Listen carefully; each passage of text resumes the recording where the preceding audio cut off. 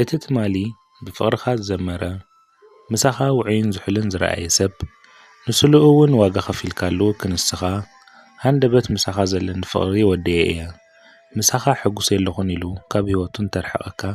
ህይወትካ ክትመርሕ ነፃ እንተገዲፍካ ጨዋ ነገር እዩ ሰብ ሎሚ ስለ ዝተፋቐረን ዘለዓለም ብሓደ ይነብር ማለት ኣይኮነን ምምናው ክመጽእ ይኽእል ዘይምስምዕማዕ ዘይምርድዳእ ክመጽእ ይኽእል ስለዚ ምፍልላይ ክህሉ ግድን እዩ ትፈላለ ትቕበሎ ህይወትካ ትመርሕ ሓድሽ ህይወትካ ትጅምር እቲ ግናይ ነገር ግን እቲ ሰብ ምሳኻ ሕጉስ የለኹን ኢሉ ባዕሉ ካብ ህይወቱ ኣርሒቑካ ክበቅዕ ካብ ናቱ ዝበለጸን ዝሓሸን ህይወት ንኽትመርሕ ንውድቀትካን ሞትካን ምስ ዝቃለስ እዩ ዛንታይ ኣነ ወዲ 29 ዓመት ኣብ ዝነበርኩሉ ወናን ንእሽተይ ሬስቶራንት ምስ ኮንኩ እዩ ዝጅምር ናይ ምኽሻን ሞያ እዩ ዘለኒ በዚ ዝተምሃርኩሉን ዝፀዓርኩሉን ሞያይ ኣብ ዝኾነ ዓብዪ ቤት ምግቢ ተቖፂረ ክሰርሕ ይኽእል እኳ እንተነበርኩ ካብ ኣብ ትሕቲ ሰብ ኮንካ ምስራሕ ናይ ገዛእ ነብሰይ ሓላፊ ምዃን ስለ ዝመረጽኩ ግን ነብሰይ ኣሕሲመ ዝግደፍ ገዲፈ ተለቂሐን ተመርቂሐን ናይ ገዛእ ርእሰይ እቶት ዝረኽበላ ትካለይ ከፊተ እዛ ትካለይ ከፊተ ባዕለይ ከሻንን ኣካያድን ኮይነ እናሰርሕኹን ከለኹ ኸዓ ምስ ሓንቲ ብተደጋጋሚ ኣብ ቤት ምግበይ ትምገብ ዝነበረት ዓሚለይ እየ ክቀራረብ ጀሚረ ምስ ህፃን ጓላ ትመጽእ ስለ ዝነበረት ሰብኣይ ዘለዋ ኮይኑ እዩ ዝስማዓኒ ነይሩ ተቐራሪብና ጽቡቕ ሰላምታ ክህልወና ምስ ጀመረ ግን ሲንግል ማም ምዃና እያ ነጊራትኒ ናብቲ ቤት ምግበይ ተመጽያ ንዓይ ከይረኸበትን ሰላም ከይበለትን ኣይትኸይድን ነይራ ኣነ ከም ኩሉ ዓሚል ይርያ ስለ ዝነበርኩ ሕልፍ ዝበለ ኣቀራርባ ይኹን ሕልፍ ዝበለ ጊዜ ክህባ ይደልን ነይራ እዚ ግን ንሳ ከም ገጽ ምኽላእ ገይራ እያ ትወስዶ ነይራ እንታይ ኮንካ ኢኻ ገጽ ትኸልአኒ ዘለኻ ንዓኻ ክረክብ እየ እኮ ናብ ቤት ምግብኻ ዝመላለስ ዘለኹ እያ ትብለኒ ነይራ ኣጋጣሚ ኣብ ናይ ስራሕ ጊዜ እናመጻኺ ሓደ መዓልቲ ግን ኮፍ ኢልና ክንዕልል ኢና ኢለ እየ ዘምኽነላ ነይራ ሓደ ጊዜ ኸዓ ደው ኢላ ንሰንበት ምስኣ ክውዕል ዓዲማትኒ ክኸይድ ኣይደለኹን ስራሕ ኣለኒ ኢለ ምኽነ ኣይገደፈትንን እሞ መኣዚ ዝጥዕመካ ንኣኻ ብዝጥዕመካ ክገብሮ ይኽእል እየ ዝብል ሕቶይ ኣቕሪባትለይ ስለምንታይ ማዕረ ክንዲ ዝተገዲሳትለይ ብውሽጠይ እናሓተትኩ ባዕለይ ነፃ ብዝኾንኩሉ ጊዜ ርኤ ክድውለላ ምዃነ እየ ነጊረያ መህደም እምበር ክድውለላ ስለ ዝኾንኩ ይኮንኩን ከምኡ ኢለያ ነይራ መቸም ንሳ ግን ሕራኢላ ተፋንያትኒ መዓዚ ክድውለለይ ኢላ ድማ ትጽበ ነበረት 3 ሰሙን ሓሊፉ ይትረፍዶ ክድውለላስ ክድውለልኪ እየ ከም ዝበልክዋ እውን ርስዐየ ነይራ ባዕላ እያ ደው ኢላ እንታይ ደኣ እዚ ኩሉ ክድውለልኪ ኢልካ ብኦ ጌርካ ጠፊእካ ኢላ ኸኣ ተዛረበትኒ ዝሓረቐትን ዝተቐየመትን እያ ትመስል ነይራ ዘይነበረ ምኽንያት ኣብ ምኽነይ ይቕረይታ ሓቲተ እያ ንይምሰል ፀገም የብሉን ድሕሪ ምባላ እሞ ሕጅኸ ማእዚኻ ነፃ ዘለኻ በለትኒ ሕጅኸ እንታይ ኣይኽብላ ኣዘይ ተሰከፍኩን ተጨነቕኩን ድሕሪ ክንደይ ዕጢጢ ንሰንበት ክመፀኪ እያ ኢለ መሊሰላ ኣዝያ ተሐጒሳ ብዓጀባ ክትጽበየኒ ምዃና ነጊራትኒ እያ ተፋንያትኒ ንጽባሒቱ ግን ንሰንበት ዘይተርፍ ጉዳይ ከም ዘለኒ እየ ክዝክር ክኢለ ናብኣ ተመሊሰ ደው ኢለ ኸዓ ንሰንበት ክትዕመኒ ከም ዘይኽእል ነጊረ ይቕረይታ ሓቲተ እያ ብጣዕሚ ተቖጢዓ ቴሌፎን ኣብ እዝኒ ዓጽያትኒ ኣማራጺ ነበረንን በታ ናይ ሰንበት ቆፀራ ኣሰጋጊረ ናብኣ ክኸይድ ወሰንኩ ተመሊሰ ደው ኢለ ኸዓ ክጻወተኪ እየ ጸኒሐ ሰንበት ናባኸ እየ ኣብ ቀረባ ባይትኹኒ ኢለ እየ ተዛሪበያ ዝነበረኒ ቆፀራ ኣሰጋጊረ እየ ዝመጸኪ ዘለኹ ክብላ ይመረጽኩን ከይትስከፍ ወይ እውን ናብ ቆፀራኻ ኪድ ከይትብለኒ ኢለ ስለ ዝሓሰብኩ እዩ ድሮ ሕርቃና ነፊሱላ ኣዝዩ እዩ ደስ ኢልዋ ንሰንበት ከዓ ተዳልያ ክትጸንሐኒ ምዃና እያ ነጊራትኒ ሰንበት ኣኺሉ ቅትር ምስ በላ ልብስታተይ ቀያይረ መኪና የልዒለ ናብ ገዛ ምራሕኩ ገና ኣፍ ደገ ምስ በጻሕኩ እዩ ጥዑም ሽታታት ክሸተኒ ጀሚሩ ፍኹስ ኢሉኒ ሸውሃተይ ክፍት ኢሉ ናብ ገዛእቱ ምስ በልኩ ከዓ ኣዒንተይ ሕውዝ ዝበለኒ ነየናይ ጠሚተ ነየናይ ገድፍ ኮይኑኒ ኣብ ሳሎን ኮፍ ኢለ ብኣዒንተይ ኮለልክዎ ገዛኣ ኣዝዩ ጽፉፍን ዝተሸላለመን ኮይኑ እየ ረኺበዮ ንሳ እውን ከምኡ ናይ መወዳእታ እያ ተዃሒላን ተወላዊላን ጸኒሓ ብጣዕሚ ተደኒቐ ደስ ኢልዋ ብፍሽኽታ እያ ተቐቢላትኒ ተቐሪቡ ዝጸንሐ ምግቢ ድሕሪ ምብላዕ ኣብ ቅድመይ ኮፍ ኢላ ቡን ክተፍልሕ ጀመረት እታ ጓል እውን ድሮ ልግብ ኢላትኒ ምሳይ ክትጻወትን ክትስሕቕን ጀሚራ ቡን ፊልፊል ኢላ እናፈልሐት ከዓ ፍሽኽ እናበለት ዕላል ጀሚራ ብዛዕባ ኩነታተይ ንምፍላጥ ዝኣንፈተ እዩ ነይሩ ዓርክላትካ ድያ ዋላስ ነጻ ኢኻ ብምባልያ ስክፍታ ብዛዕብለሎ ፍሽኽታ ፍሽኽ እናበለት ዝሓተተትኒ ኖ ሲንግል እየ ሰበይት እንትትህልወኒ ደኣ ምስ ሰበይተይ እንዶም መጸኹ ነይረ በልክዋ ካብ ኣብ ቅድመይ ዝነበረ ዕምበባ እናሓስኩ እየ መሊሰላ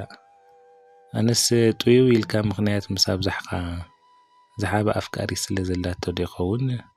ወይ ሲንግል ማም ስለ ዝኾንኩ እየ ሸለል ኣዚዙለይ ኢላ ክሓሚካ ጀሚረ ነይራ ኢላ ብምባል ስቕበለት ገጸይ ንምንባብ ከዓ ሰሳሪቓ ትጥምተኒ ነበረት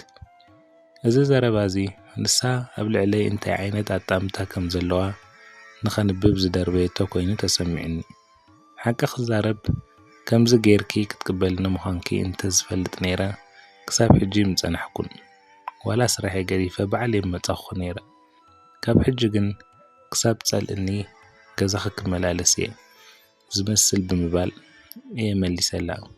ዋይ ምጻእ ጥራይ እምበር ክጸልአካ ደይ ክፈትወካ ሽዑ ትርእኒ ኢላ እታ ፊልፊል እናበለት ጦቕ ኢላ ክትፈልሕ ዝጸንሐት ቡና ቀዲሓ ቀበለትኒ ብሓቂ ብምባል ቡናይ ፊት ታበልኩ በዚ ጀመረ ዕላልና ኩሉ በጺሕናዮ ኣነ ዋላ እኳ ኣርእስቲ ዕላል ክቕይር ይፍትን እንተነበርኩ ንሳ ግን ኣብ ውልቃዊ ነፍሰይ ዘተኰረ ሕቶታት እያ ትሓተኒ ነይራ ሲንግል ምዃነይ ምስ ፈለጠት ብዛዕባ ስድራይ ዓደይ ኣብዚ ዓዲ ክንደይ ከም ዝገበርኩ ንምፍላጥ ዘተኰረ ሕቶታት እዩ ነይሩ ዝሓተተትኒ ሕቶ ኩሉ ብቕንዕና መሊሰላ ኣነ ብባህርየይ ብዙሕ ሕቶታት ምሕታት ኣይፈቱን እየ ንሳ ግን ኣነ ከይሓተትክዋ ባዕላ ብዛዕባ ዓሊላህኒ ጓል 25 ዓመት ምዃና ምስ ነገረትኒ ግን ሕቶ ኣብ ርእሰይ ቅጅል ስለ ዝበለኒ እዛ ጓልኪ ሕጂ 7 ዓመት ገይራላ ኢልክኒ ብቆልዓኺ ከለኺ ኢኺ ወሊድክያ ብቆልዓኺ ከለኺ ተመርዒኺ ማለት ድዩ ኢለ እያ ሓቲተያ እታ ጓል 18 ዓመት እንከላ ብፍቕሪ ከም ዝወለደታ እምበር ከም ዘይተመርዓወት እያ ነጊራትኒ እዚ ክትነግረኒ እንከላ ገለ ሕማቕ ስምዒት ዝተሰማዐ ዝመስል ኣብ ገጻ ስለ ዘንበብኩ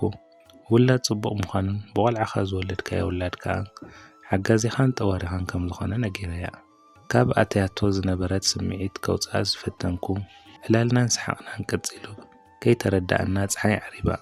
መሬት ዓይኒ ክሕዝ ምስ ጀመረ ከዓ እሞ ክኸይድ በሊ ጽባሕ መዓት ስራሕ ይጽበይን ዘሎ ኢለ ንጓላ ስዒመ ንገዛይ ቀልኩ ስለ ዝመጻእኹ ምሳኺ ኮፍ ኢለ ጥዑም ዕላላት እውን ስለ ዘዕልልክዋ ኣዝዩ ደስ ከም ዝበላን ኣብ ዝሓፀረ መዓልትታት እውን ክደግማ ክትጽበ ምዃና እያ ነጊራትኒ ኣነ እውን ብዝገበረትለይ ጽቡቕ ኣቀባብላን ፍሕሹ ገጽን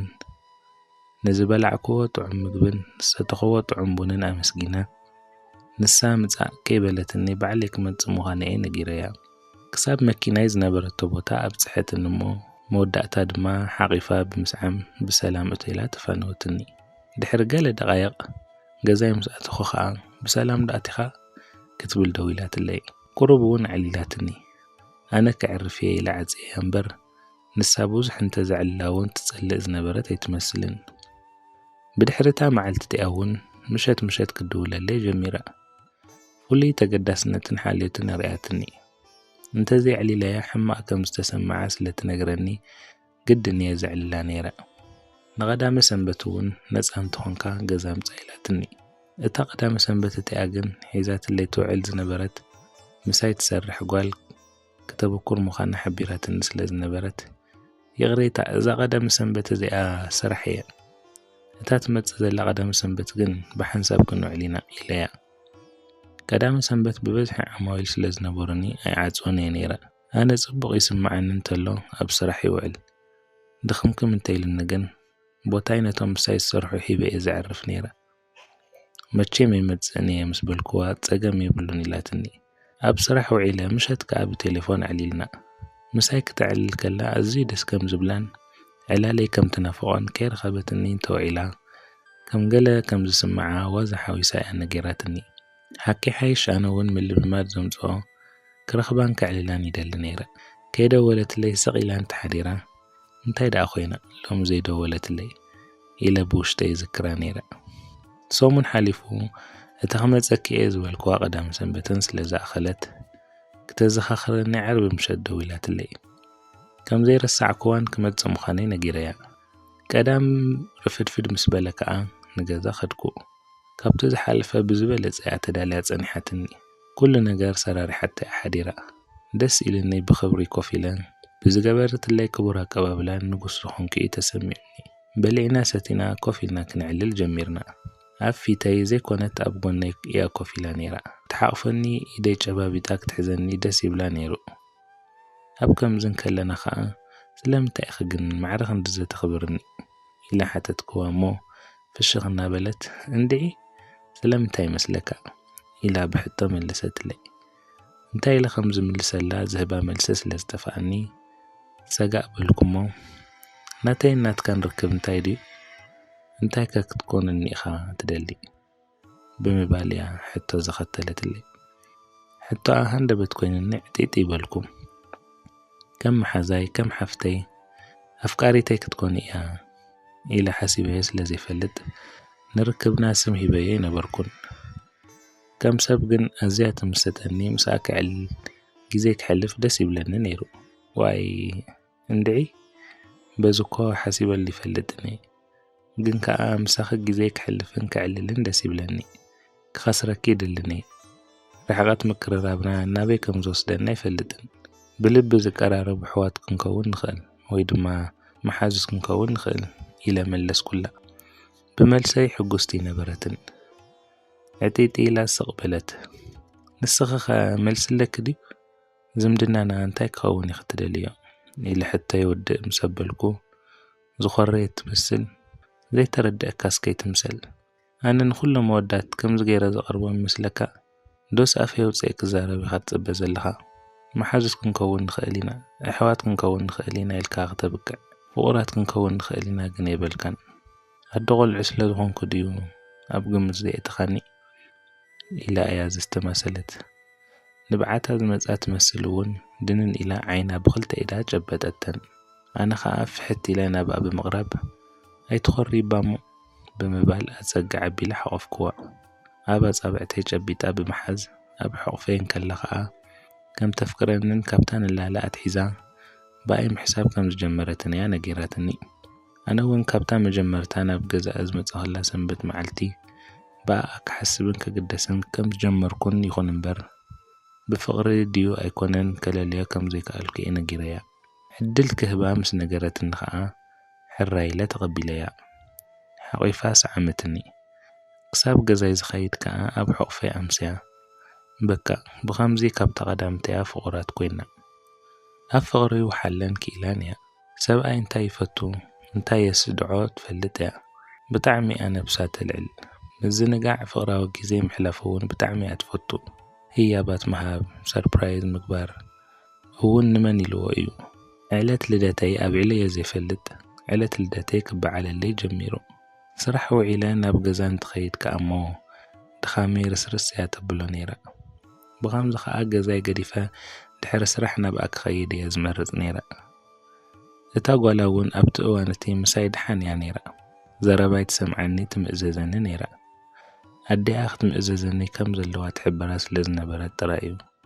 ድሕሪ ሓደ ዓመት ፍቕራዊ ርክብና ከዓ ከምዚ ኢልና ዲና ክንነብር ቃል ኪዳን እሰረለይ ኢላትኒ ሕራይ ኢለ ምስ ስድራይ ክዘራረብ ምዃነይ ነጊረያ ስድራይ ጓል ሰብ ከም ዝሓስኩ ግን ከዓ ዝወለደት ምዃና ምስ ነገርክዎም ኣይተሓጐሱን እንታይ ጓል ተሳኢና ናብ ዝወለደት ክትኣቱ ኢሎም ክገድፉ ከም ዘለኒ ሓቢሮምኒ ስድራይ ሰሚዐ ክገድፋ ኣይከኣልኩን እቲ ትህበኒ ዝነበረት ፍቕርን ሓልዮትን ብድሓን ኩኒ ክዛዝሞ ኣይከኣልኩን እንታይ ገበረት ፍቕሪ ይግባእ ይበጅኻ ስድራይ ቀስ ኢሎም ክቕበልዋ እዮም ኢለ ንስድራይ ነፂጋ ከዓ ክምርዓዋ ወሲነ ተመርዒና ስድራይ ሕጉሳት ኣይነበሩን ኣጒኻና እናበሉ እዮም ዝወቕስኒ ነይሮም ድሓን ጽቡቕ ሓዳር ክመርሕ ምስ ረኣይኒ ክሕጐሱ እዮም ኢለ ስቕ ይብል ነይረ ምስ ሰበይተይ ድማ በዚ ጽቡቕ ንቕጽል ነርና ከም ቀደማ ተኽብረንን ተፍቅረንን ኣብ ዓመትና ከዓ ጥንስቲ ኮይና ጥንስቲ ካብ ትኸውናት ሒዛ ግን ሰበይተይ ርኤላ ዘይፈልጥ ባህርያተይ ክርኤላ ጀሚረ ሓሶትን ምጭቕጫቕን ተብዝሕ ናይ ጥንሲ እዩ ዝኸውን ኢለ ግን ፍጹም ይሓስኩላን ነይረ። ቆልዓ ተወሊዱ ስድራ ኮይና ክንነብር ምስ ጀመርና ግን ሰበይተይ መሊሳ እያ ገዲዳ። ናይ ጥንሲ ነይሩ ዘይኮነስ ሕቡእ ባህርያታት ተርእየኒ ከም ዘላ ይክርዳእኒ ክኢሉ። ኣነ ነታ ጓላ ከም ጓል እየ ዝሪኣ ነይረ። ይግስጻ፣ ይምዕዳ፣ ይመኽራ። ንሳ ግን ጓልካ ስለ ዘይኮነት እናበለት በኣሰኒ። ፍጹም ጓለይ ከይትትንክፈለይ ኮይኑ ንሳ እውን ገጻ ኣደያ ስለ ትርኢ ኣብ ገጸ እያ ጥፍ ትብለለይ ነይራ። ከይሃረምክዋ ሃሪሙኒ፣ ከይተጸወኩላ ተጸዊክለይ ትብል። ዓሶት ትኪ ኢላ ናይ ኣደያ ሒዛ ምስአን ከለኹ ሕትኽትኽ እናበላይ ሓምያኒ። ኣደን ጓልን ነጺለናኒ። ኣብ ገዛይ ጓነ ኮይነ ተሰሚዕኒ። ኣንታ እዚ ኩሉ ስድራይ ነጺገ ተመርዐ ያሲ ክትሕፍረኒ ግድያ ኢለ እውን ይስከፈን ይፈርሕን ነበርኩ። ንስራሕ ክወፍር ብነገር ካብ ስራሕ ከኣቶ ብነገር ኮይኑ ነተን ዓማዊልካ ክተኳሽመን ውዒልካ ምሳይ ትሓድር ኣለኻ ዝበለተን እዋን እውን ኣሎ። ክትመሓየሽ ትኸውን እናበልኩ ተጻዊረ ይጓዓዝ ነይረ። ካልኣይ ቆልዓ እውን ኣምጺና። ይኹን እምበር ሰበይተይ መሊሳ እያ ብኢሳ።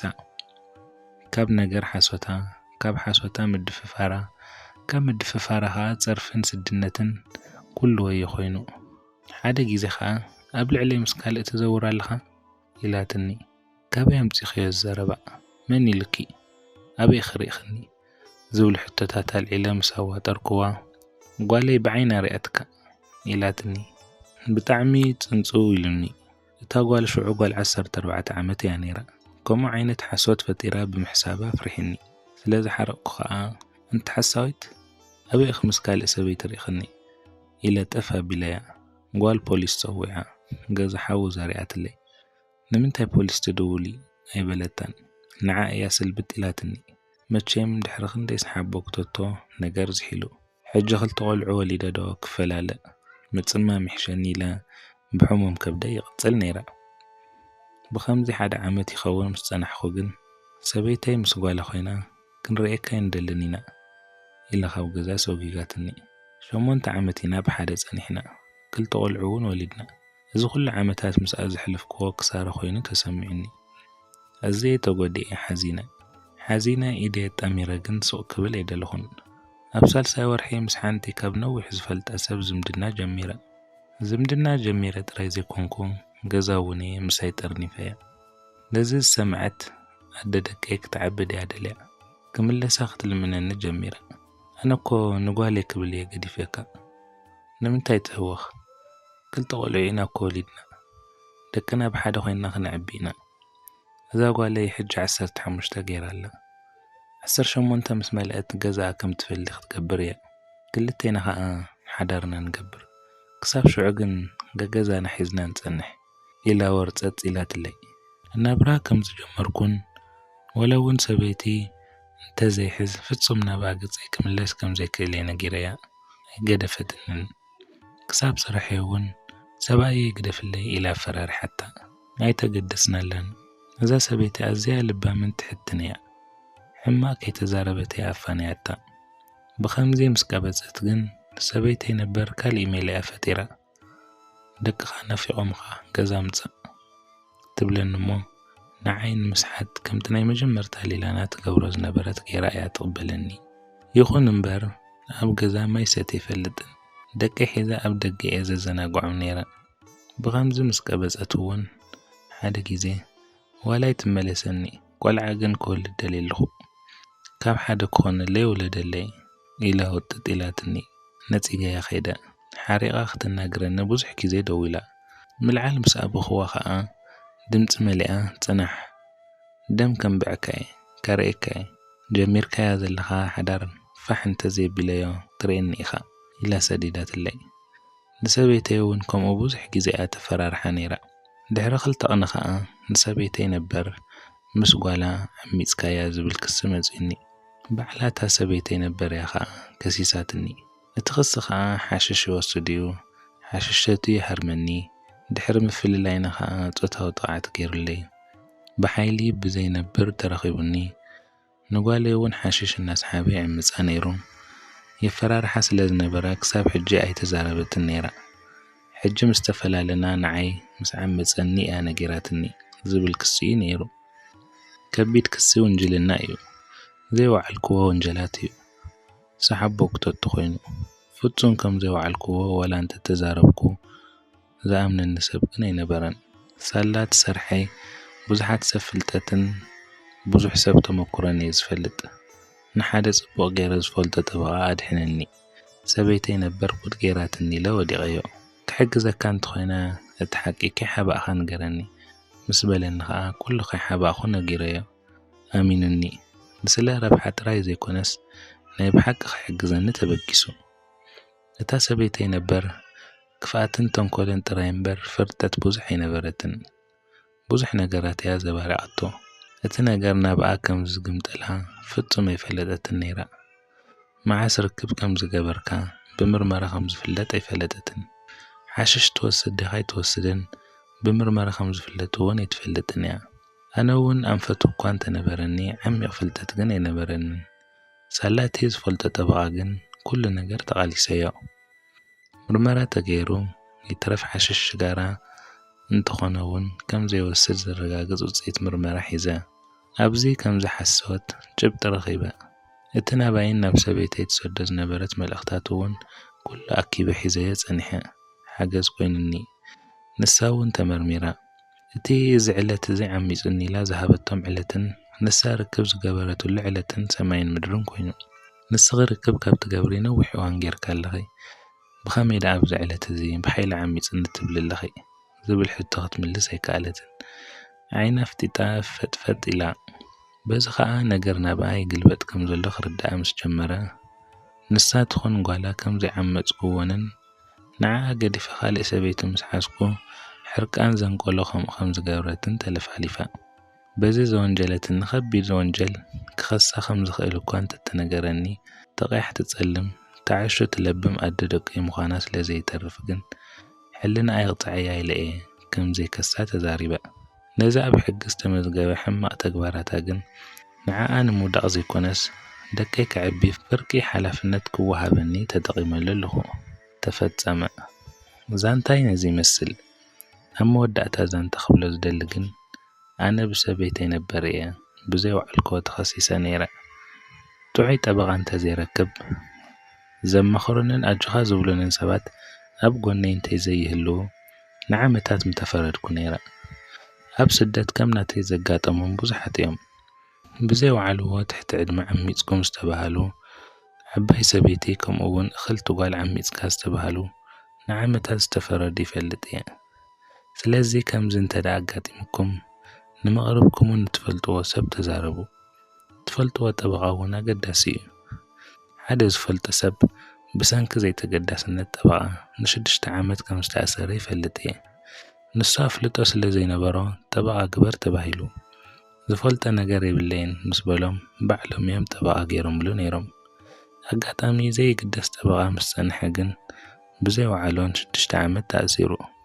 ስለዚ ሕማቕ ሰባት ከጋጥሙና ዕድል እንትኾነ ዋላ ጥንቁቓት ግን ክንከውን ኣለና ሓውኩም እየ ካብ ዕቑብ ቦታ ሰላምታ ይረሳዕኩን ክቡራት ቤተሰብ መሳጢ ዛንታ ንሎም ዝተዳለወ ሓቀኛ ዛንታ ነዚ ይመስል ነይሩ ካብዚ ዛንታ ተማሂርኩምን ተዘናጊዕኩምን ክትኮኑ በዓል ሙሉእ ተስፋ እየ ናብ ካልኦት ሰባት ንኽበፅሕ እውን ሼር ላይክ ሰብስክራይብን ምግባር ኣይትረስዑ ክሳብ መወዳእታ ዛንታ ምሳይ ሓቢርኩም ብምጽናሕኩም ካብ ልቢ የመስግን ክሳብ ብኻልእ ቪድዮ ዝምለሰኩም ሰላም